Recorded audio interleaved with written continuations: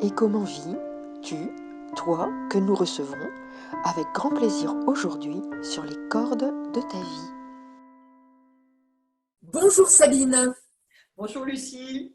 Alors, je suis contente de t'accueillir à Comment Vie un peu particulier. Nous sommes en Lorraine. On donnera ton numéro de téléphone.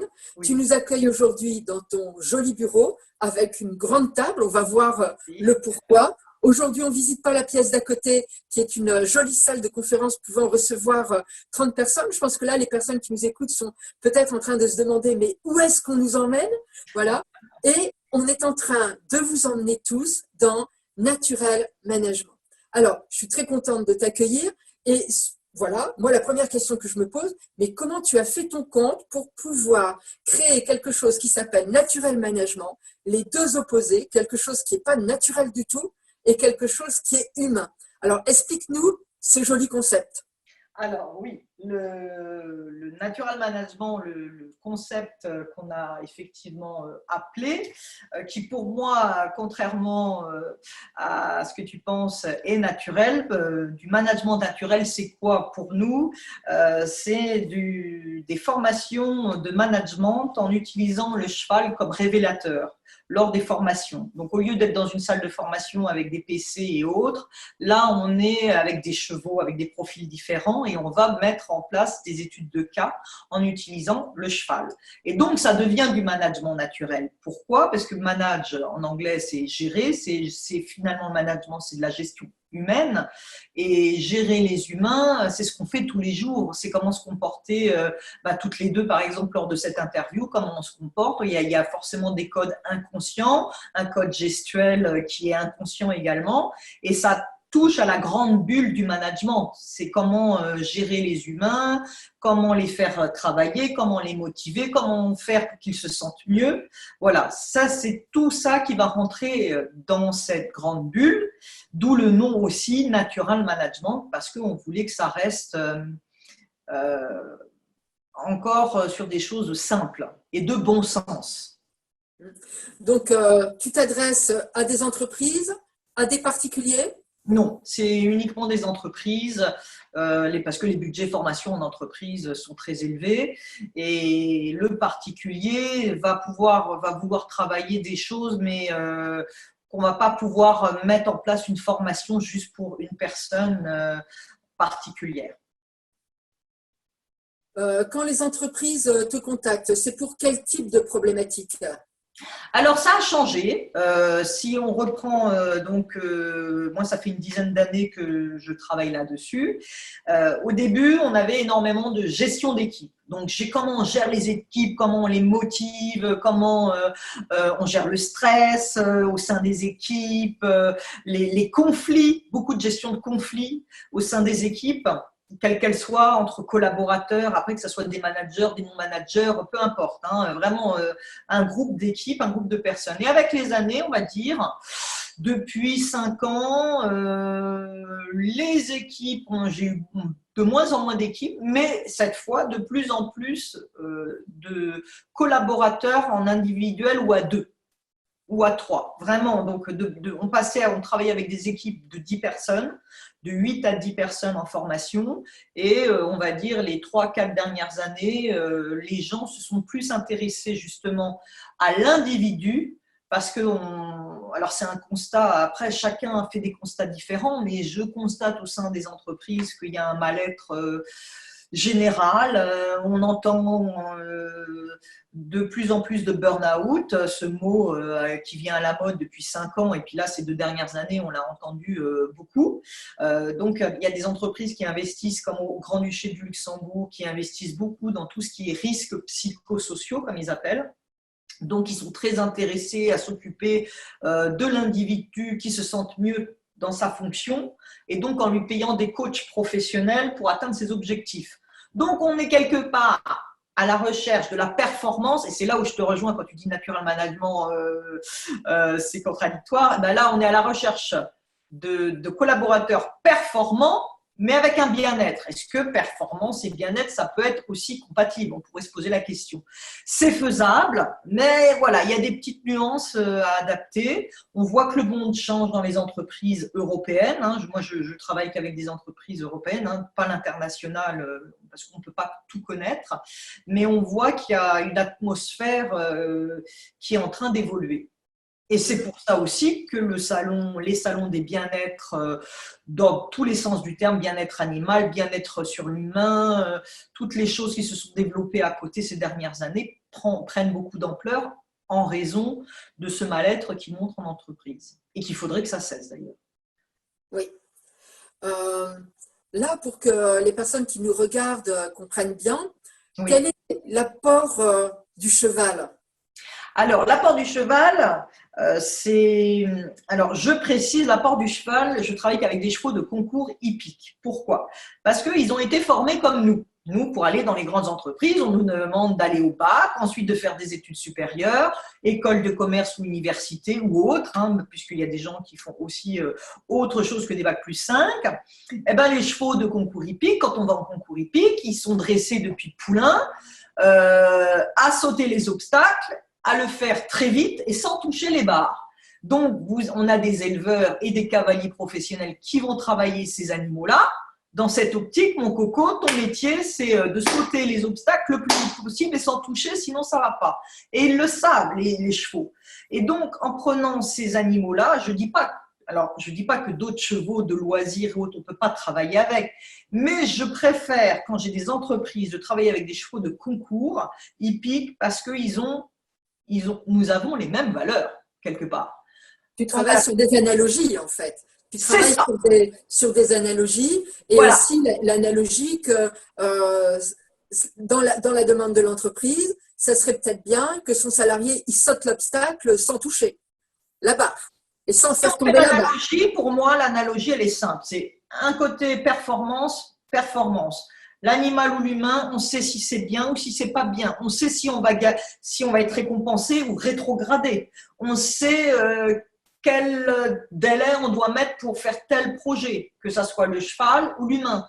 Et c'est pour ça que ce parallèle-là, moi, je l'ai beaucoup utilisé parce qu'on peut travailler les différents profils atypiques sur les humains et avec les chevaux.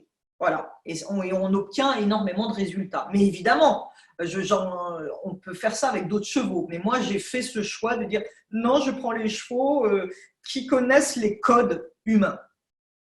Donc, on précise bien aussi, le travail que tu fais avec Naturel Management, c'est un travail au sol avec les chevaux. Ah oui, sinon c'est de l'équitation. Oui, voilà. Oui. Là, tu précises bien. Pour moi, il y a quelque chose de l'évidence, mais je trouve que là, d'un seul coup, ça vaut le coup de préciser. Oui, autant pour moi. L'humain va rencontrer des chevaux, mais qui seront quelque part d'autres profils humains dans des chevaux. Un exemple typique, on a eu j'ai des dizaines et des dizaines d'exemples. On a eu le cas, celui-là était très parlant, si c'est pour te faire comprendre.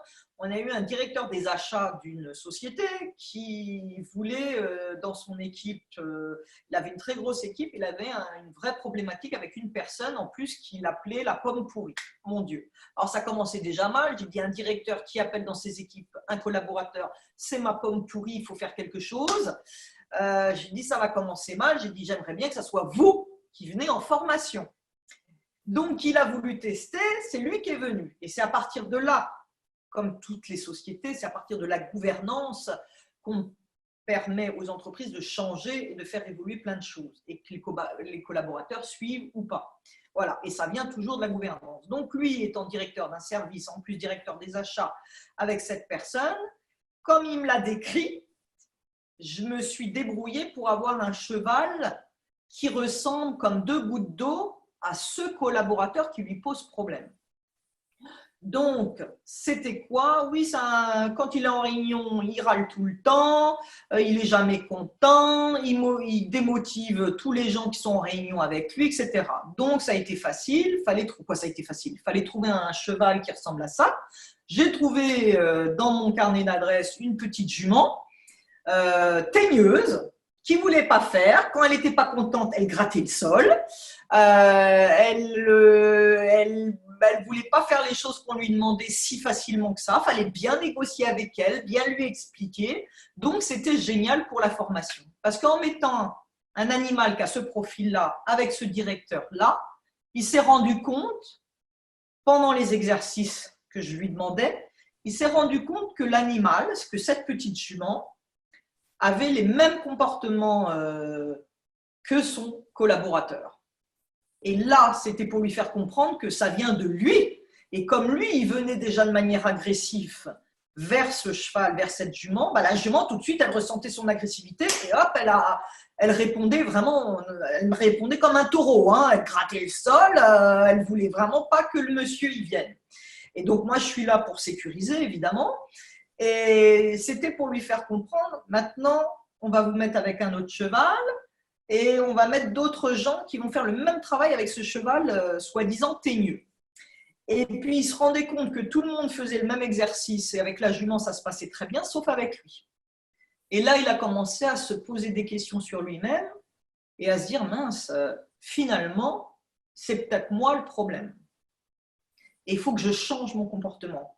Et effectivement, après, dans mes formations, il y a toujours un suivi sur place, un mois après, pour voir si les gens appliquent bien les choses qu'ils ont assimilées, comprises et ensuite appliquées en entreprise. Et effectivement, il s'est rendu compte que ça se passait beaucoup mieux parce qu'il a refait les exercices avec la jument, avec son collègue. Et il y a eu du résultat. Et donc ça, j'étais très contente parce que lui déjà était mieux et le collègue était mieux aussi. Donc, de ce que tu expliques, le cheval, c'est comment je dirais, un déclencheur en plus fort du dysfonctionnement du cadre, qui va pouvoir se remettre en question, parce qu'à côté, ce n'est pas un collaborateur de 70-80 kilos, mais bien un animal de 500 kilos que tu sécurises, comme tu dis, mais donc qui est beaucoup plus impressionnant dans sa réaction. Et que du coup, la prise de conscience par cet animal qui est tellement sensible, hein, tellement émotionnel, que l'effet miroir, hop, on se le prend. Hein. Je dirais que quand on aime les chevaux, enfin voilà, moi je pense que là, les gens qui me connaissent sur Ecomanvie le savent, c'est toute une partie de ma vie. Je pense que c'est ce qu'on aime. C'est ce miroir qui nous renvoie en permanence. Et donc, notre travail sur nous-mêmes pour entrer en relation avec l'autre et là créer une espèce de bulle. Et là, d'un seul coup, on vit un moment de bonheur incommensurable. Absolument. Et là, c'est ça que tu expliques. C'est que, en fait, c'est l'animal qui, par son comportement, est déclencheur et montre beaucoup plus vite, hein, parce que si on fait une formation management, on peut parler et discuter pendant des jours et l'autre en face va toujours nous dire oui, mais. Alors que là, quand on a une jument qui se met à taper du pied puis qu'on manque de se faire taper dessus, et là, on n'est pas dans le oui, mais on retire gentiment son pied, hein, et on se dit, ouais, d'accord. Hein, mais on n'est pas en train de dire oui, mais. Voilà, absolument. On est dans du concret, du vivant. Voilà. Et là, c'est la valeur ajoutée du type d'expérience, hein, de proposition de Natural Management que tu fais, qui est un gain de temps énorme par une prise de conscience où on ne peut pas être dans le déni parce qu'on va voir tout de suite que là, nous, on n'y arrive pas et que les autres, avec le même cheval, vont pouvoir obtenir des résultats. Et je trouve ça formidable. Et puis aussi l'adhésion du cheval, hein, qui est d'accord, l'air de rien, pour renvoyer quelque chose et on lui demande rien. Il sent qu'il y a quelque chose qui va ou il sent qu'il y a quelque chose qui ne va pas. C'est un animal fabuleux pour ça. Voilà. Mais on peut le faire, alors pour parler des animaux, moi je travaille avec plein d'autres animaux et ça marche aussi. Hein. Mais le cheval, c'est très rapide et on va dire, il y a cette réactivité immédiate que l'humain peut voir. Et c'est ça qui permet d'avancer dans les formations.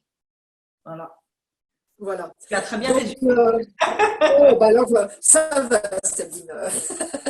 Hein, donc, tu te déplaces dans le Grand Est.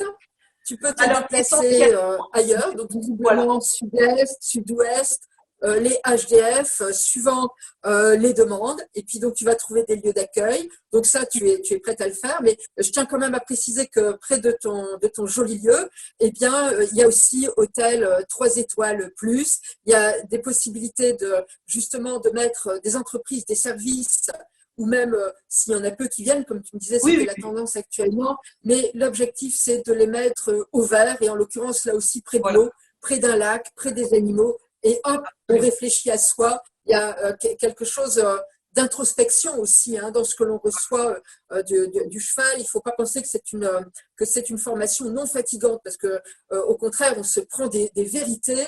Et quand on travaille sur l'émotionnel et le mental comme ça, il y a toujours une grosse fatigue. Oui. Alors ça, le client nous le dit moins, mais en fin de journée, puisque les formations sont sur une journée, parfois 2 jours, en fonction de ce que les gens souhaitent travailler, bien sûr, mais ils sont très surpris de leur évolution vis-à-vis d'eux-mêmes. C'est-à-dire, maintenant, ça y est, j'ai compris. Et ils comprennent très vite. Déjà, au bout de 2 heures, il y a des choses qui se passent avec les gens. Et c'est fabuleux parce que l'humain est capable de choses fantastiques pour travailler sur lui-même. Donc, en tout cas, à travers mes clients, je vois les efforts qu'ils font. Et c'est même souvent très naturel parce que l'animal les guide et leur donne des réponses. Et eux se repositionnent. Évidemment, moi, je suis là aussi pour faire des débriefings et les accompagner tout le long de la journée en expliquant et faisant les traductions. Donc, pour les entreprises qui voudraient te contacter ou les personnes qui voudraient profiter de leur compte formation et qui voudraient te contacter par l'intermédiaire de leur compte formation d'entreprise, on va donner ton numéro de téléphone après.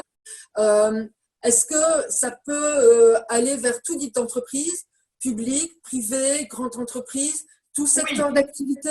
Alors aujourd'hui, moi, mes clients, oui, ça va. On a pas mal d'entreprises de Paris, région parisienne et Grand-Duché du Luxembourg qui viennent parce que eux, comme tu dis, ils sont aussi à la recherche de dire on paye une formation, on veut du résultat, mais en même temps, on veut du bien-être. Donc, de l'épanouissement. Du bien-être, donc plutôt le séminaire ouvert. Tu vois, on travaille la journée et puis on est dans la nature, on voit un beau paysage, on n'est pas enfermé dans un building, en salle de formation, voilà, on sort, il y a des routes. Non, ils veulent aussi le séminaire ouvert. Donc ça a changé aussi dans l'état d'esprit des entreprises. Aujourd'hui, on veut de la formation, on veut travailler, mais en même temps, on veut du repos, du bien-être, de la relaxation. D'où l'intérêt d'avoir sélectionné un endroit très touristique avec beaucoup de verdure et des beaux paysages parce que ça permet aussi aux gens le soir de se relaxer et d'avoir un dépaysement en dehors du travail. On n'est pas dans la société, on est là pour travailler, mais en même temps travailler autrement. Eh bien, écoute, c'est un concept qui fait envie. On a envie de décrocher le téléphone, de venir voilà, rencontrer tout ton petit monde et puis tes compétences et savoir-faire et puis de venir aussi se frotter aux chevaux et de se dire qu'on a toujours quelque chose à travailler. Et si on a quelque chose à travailler et qu'on aime la nature et les animaux, autant le faire en bonne compagnie, avec un animal qui va nous renvoyer ça, avec toujours son amour et sa bienveillance. Ça veut dire qu'il est clash quand il nous le renvoie, mais il n'y a aucune méchanceté, il y a, comment je dirais, il y a pas de détour, il n'y a pas de chantage, il n'y a pas d'intention de nuire. C'est simplement, ça va ou là, ça ne va pas. Voilà. Et c'est ça aussi quand on reçoit cette part-là de l'animal qui est toujours là ça va et là ça va pas, simplement parce que ça va ou ça va pas, mais c'est pas je t'aime ou je t'aime pas. Et ça aussi, ça fait énormément grandir. Donc je vous invite vraiment à contacter Sabine, à tenter cette très jolie expérience parce qu'elle fait grandir. Oui, voilà. oui. Je te remercie beaucoup, Sabine. Merci. Donc, sur Écomenvie, les thérapeutes éveillés, pour ceux qui nous regardent, n'hésitez pas aussi à regarder les autres événements et donc bientôt le salon, voilà, différents salons du bien-être et puis voilà nos différentes vidéos. Et puis, bien sûr, vous retrouvez toutes les coordonnées de Sabine. Et n'hésitez pas à contacter pour un petit séjour en Lorraine. À bientôt. À bientôt. Au revoir, Sabine.